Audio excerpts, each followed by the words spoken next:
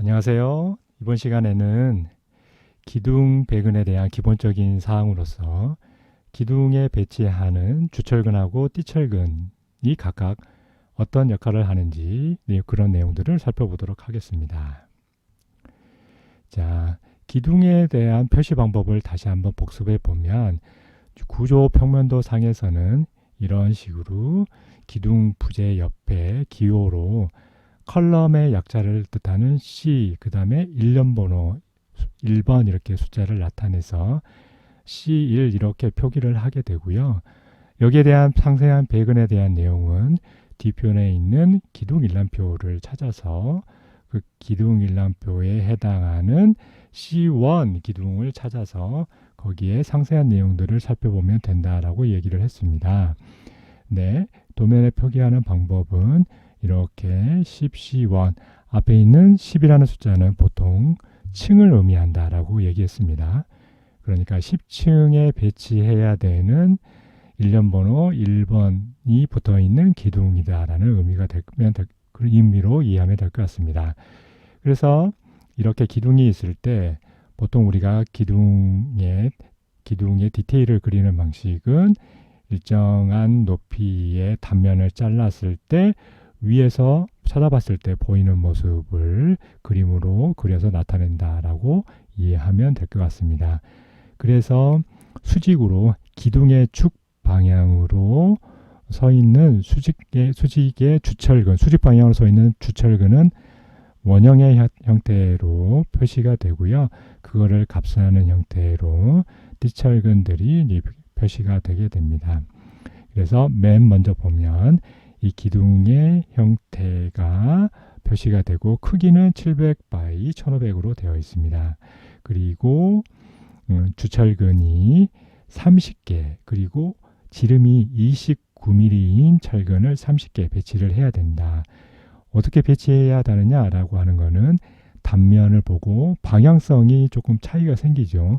이 그림에서는 정사각형의 형태로 그렸기 때문에 약간 도면을 그리신 분이 조금 직사각형 형태로 어느 정도 비례에 맞게 그렸으면 좋지 않을까 생각이 되는데요.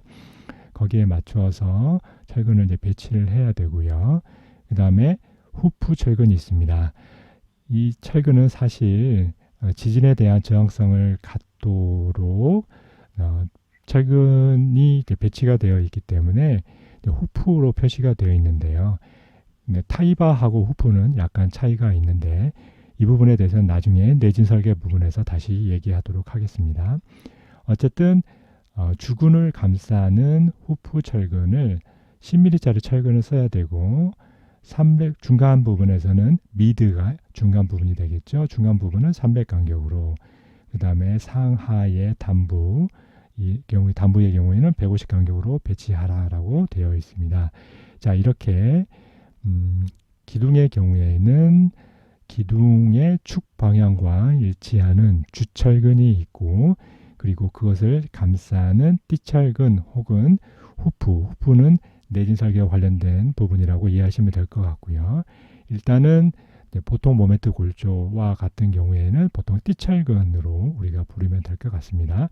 이렇게 이제 주철근과 띠철근 기본적으로 축 방향의 수직 방향으로 서 있는 철근과 그것을 감싸주는 횡방향으로 감싸주는 띠철근으로 구성되어 있다라고 이해하시면 될 것 같습니다.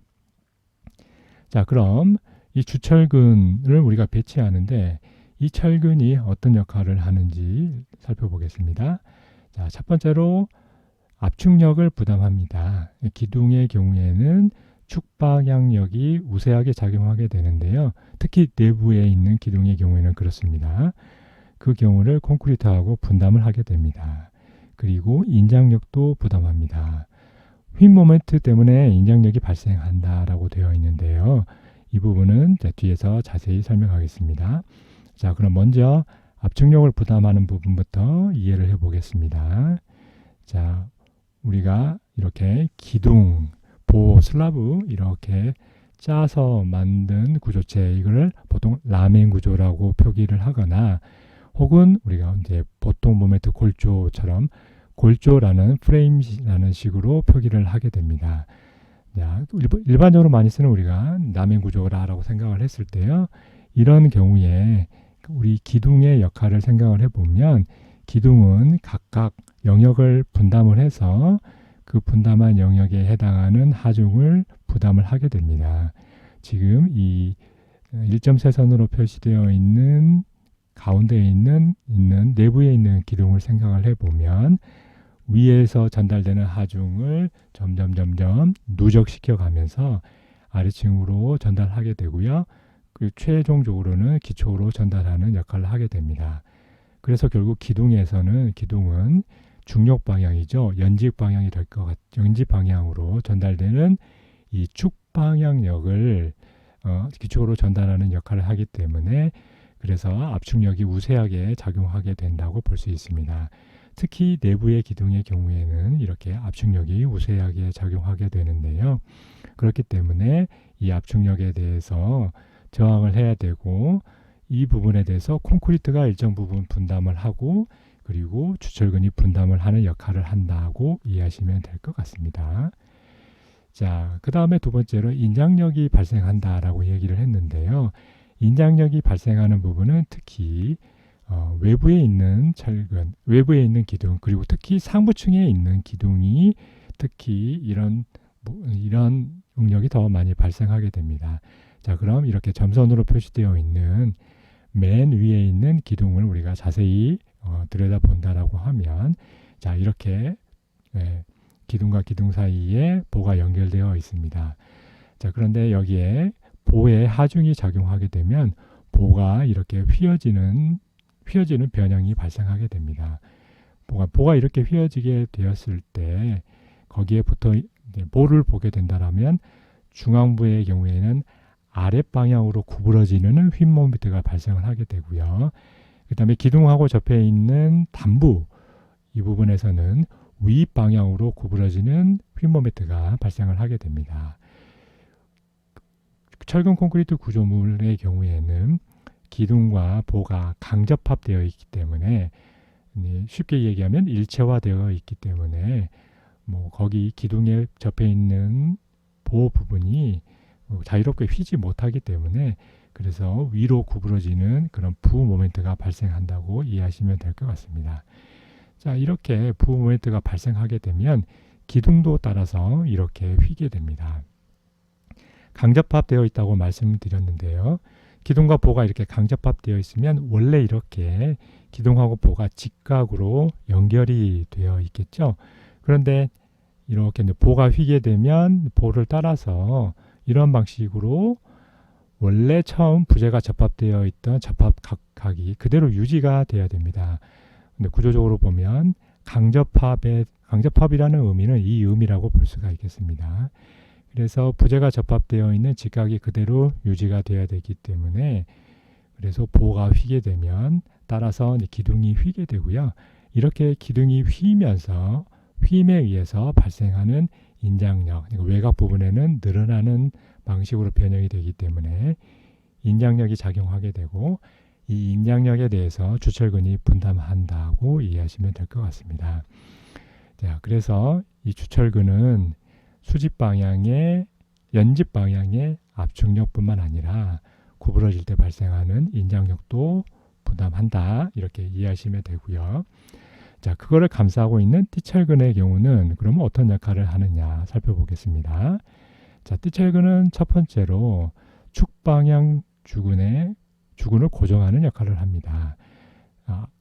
축방향 주근이 압축력을 분담한다고 했습니다. 그런데 오른쪽 쪽 편에 있는 그림에서 볼 수 있는 것처럼 이렇게 철근은 가는 형태로 되고 있기 때문에 이런 가는 형상의 철근을 위에서 아래로 누르면 구부러질 수밖에 없겠죠.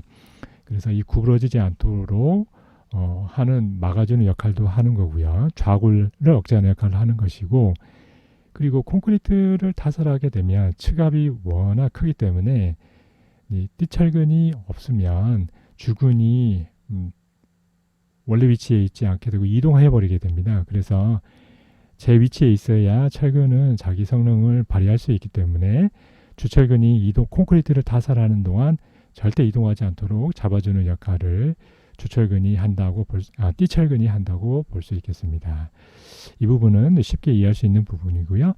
두 번째로 내부에 있는 띠철근 안쪽에 있는 콘크리트를 구속하는 역할도 하고 또 전단 보강, 특히 내진 설계를 할 경우에는 전단 보강근의 역할도 하게 된다고 볼 수 있겠습니다. 자, 그럼 두 번째에 있는 내부 콘크리트를 구성한다라는 부분을 살펴보겠습니다. 자, 이렇게 콘크리트에 압축력이 이제 작용하게 되면 기둥을 위에서 아래로 누르게 되기 때문에 이 기둥 부재가 단순히 콘크리트로만 되어 있다고 가정을 해 보겠습니다. 그렇더라도 우리가 사용하는 모든 재료는 위에서 아래로 누르게 되면 그러면 거기에 횡방향으로 퍼지게 됩니다. 그러니까 눌렀을 때 위에서 아래로 눌렀을 때 옆으로 퍼지는 정도는 부재마다 재료마다 다릅니다. 콘크리트도 좀 차이 있고 뭐 강재, 목재 재료마다 얼마나 옆으로 퍼지느냐라고 하는 것들은 차이가 있는데요. 이거를 이제 재료별로 나타내는 것이 포화송비라고 할 수 있습니다. 그래서 축 방향에 위에서 아래로 누르니까 그 축 방향으로 줄어드는 것에 비해서 횡 방향으로 얼마나 퍼지느냐라고 하는 것을 나타내는 것이 이제 포화송비인데 콘크리트의 경우에는 대략 6분의 1 정도의 값을 나타냅니다. 쉽게 이해하자면 위에서 아래로 한 6 정도 줄어들면 옆으로 퍼지는 게 늘어나는 게 1 정도 거기에 비례해서 한 1 정도 늘어나는 그런 정도의 수준으로 변형이 된다라고 이해하면 될 것 같습니다. 이렇게 놓고 보면 콘크리트를 양쪽에서 잡아 뜯는 형상으로 우리가 이해할 수 있습니다. 기둥에 대해서 양옆으로 인장력이 작용한다라고 이해할 수 있는데요. 이렇게 양옆으로 잡아 늘리게 되면 당연히 콘크리트에는 균열이 발생할 수밖에 없겠죠. 콘크리트는 압축력에는 강하지만 인장력은 압축력의 10분의 1 정도 수준밖에 되지 않습니다. 그래서 인장력은 거의 저항력이 없다라고 우리가 볼 수밖에 없는데요. 이런 식으로 부재에 압축력이 작용하게 되면 횡방향 변형 때문에 인장력이 작용하게 되고 우리가 만약에 이 기둥이라고 하면 이 인장력을 억제해 준다라고 하게 되면 이 인장력을 줄일 수만 있으면 그만큼 콘크리트의 성능을 더 크게 할 수 있다. 콘크리트 성능을 좋게 할 수 있다라고 볼 수가 있습니다. 그래서 띠철근을 배치를 하는 겁니다. 왼쪽에 있는 경우처럼 띠철근을 배치하지 않으면 이런 식으로 쉽게 콘크리트가 포화송비가 6분의 1 정도가 되기 때문에 옆으로 늘어나면서 이런 식으로 파괴가 되는 것이고요. 특히 지진이 발생했을 경우에 쉽게 파괴되는 형상이 이런 방식으로 파괴가 됩니다. 그런데 띠철근을 배치를 하게 되면 띠철근 안쪽에 있는 콘크리트를 띠철근이 꽉 잡아주게 됩니다. 그러니까 횡방향으로 퍼지는 부분들을 띠철근이 억제해 주기 때문에 그래서 훨씬 더 콘크리트가 강하게 힘을 발휘할 수 있게 만들어주는 역할을 띠철근이 한다고 이해하시면 될 것 같습니다. 자, 세 번째 부분으로 해서 전단 보강근 역할을 한다고 얘기를 했는데요. 자, 지진은 우리가 보통 옆에서 하중이 가하는 것으로 보통 해석을 하게 됩니다. 자, 이렇게 옆에서 힘이 가해지게 되면 모든 층에 슬라브가 있기 때문에 그 슬라브를 따라서 이렇게 기둥 부재에 옆에서 작용하는 하중이 전달이 됩니다. 이와 같은 방식으로 기둥을 옆에서 치게 되면 당연히 기둥은 옆으로 밀려나려고 하는 힘이 작용하게 될 거고 그러면 이렇게 위험 단면의 인접합 부분에서는 서로 엇갈리려고 하는 우리가 보통 쌀볼이라고 하는 전단력이 크게 작용할 수밖에 없습니다. 그래서 내진 설계를 한다라고 하게 되면 이런 부분에 전단 보강을 해서 보하고 면에 있는 단부 쪽 위아래쪽에 철근을 훨씬 더 보강하는 방식으로 배치를 하게 됩니다.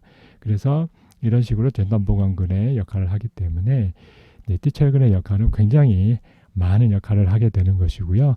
띠철근도 굉장히 중요한 철근이다. 뭐 가는 철근이기 때문에 무시해도 된다라고 생각하지 마시고 상당히 중요한 역할을 한다라고 이해해 주시면 될 것 같습니다. 자, 이 띠철근에 대해서 몇 가지 콘크리트 구조 설계 기준에서 제시하고 있는 기준, 물론 이 부분은 설계하는 구조 설계자가 거기에 맞게끔 이제 배치를 하겠지만 몇 가지 중요한 부분만 살펴보도록 하겠습니다.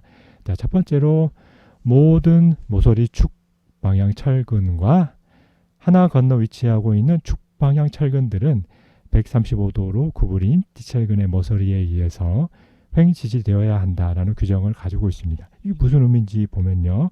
일단 이렇게 수직 철근이 있으면 이 수직 철근을 띠철근으로 감싸게 됩니다. 우리가 보통 모멘트 골조의 형태로 내진 보강을 하지 않는다라고 하면, 내진 설계를 하지 않는다라고 하게 되면 90도 갈고리를 갖춘 형태로 표시할 수 있기 때문에 그냥 이렇게 띠철근을 감싼다고 이해할 수 있을 것 같은데요. 자, 그때 모서리에 있는 철근이 있습니다. 그런데 이 모서리에 있는 철근을 하나 건너서 여기에 있는 철근이 되는 것이죠. 그러니까 하나 건너 있는 이 철근에 대해서는 135도로 구부린 띠철근으로 감싸야 된다라는 그런 의미입니다. 그런데 양쪽 위아래에 있는 쪽을 다 135도로 구부리면 배근하기가 굉장히 어렵겠죠. 그래서 보통은 이와 같은 방식으로 한쪽 면만 135도로 구부리고 이쪽을 먼저 끼운 다음에 나머지 90도 갈고리가 있는 쪽을 끼우는 방식으로 배치를 하게 됩니다. 자, 그 다음에 또 한 가지 살펴볼 규정은 띠철근을 따라 횡 지지된 인접한 축방향 철근의 순 간격이 150mm 이상 떨어진 경우에는 추가 띠철근을 배치하여 축방향 철근을 횡 지지해야 된다. 말이 굉장히 조금 어려운데요. 어쨌든 앞에서 설명한 부분에 따라서 이런 식으로 하나 걸러 있는 철근에 띠철근을 배치를 했습니다. 자, 그런데 여기서 이제 얘기하는 거는 축방향 철근, 서로 인접한 축방향 철근들의 순 간격을 따져보고요. 이 순 간격이 150mm 이상인 경우에는 이게 너무 멀리 떨어져 있기 때문에, 그래서 띠철근이 가운데 부분에 있는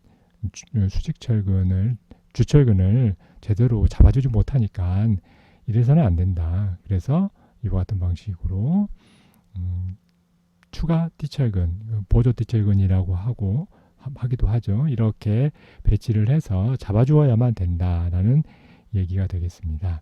그래서 주철근이 얼마나 떨어져 있느냐에 따라서 우리가 이 주철근이 좌골되지 않도록 잡아주는 역할을 하는 이 보조 띠철근들이 굉장히 필요해진다라고 이해하시면 될 것 같습니다. 자, 그래서 보면 6개 배치되어 있는 주근을 6개 배치하는 이런 경우를 가지고 본다라고 하면 각각의 주철근의 간격이 150mm 이하라고 하면 가운데 부분에 추가 띠철근을 해줄 필요가 없겠죠. 그런데 간격이 150mm 이상이다라고 하면 추가 띠철근을 배치해야 되고요. 만약에 10개의 철근을 배치한다라고 하게 되면 모서리에 있는 철근에서 하나 걸러서 철근을 이렇게 감싸줘야 되기 때문에 이와 같은 방식으로, 그리고 또 150mm보다 간격이 크다라고 하게 되면 이렇게 추가로 띠철근을 배치를 해야 된다. 이렇게 이해하시면 될 것 같습니다. 자, 지금까지 기둥에 배치하는 주근, 띠철근이 어떤 역할을 하는지 살펴봤고요. 띠철근을 배치하는 기본적인 사항들에 대해서 살펴봤습니다. 감사합니다.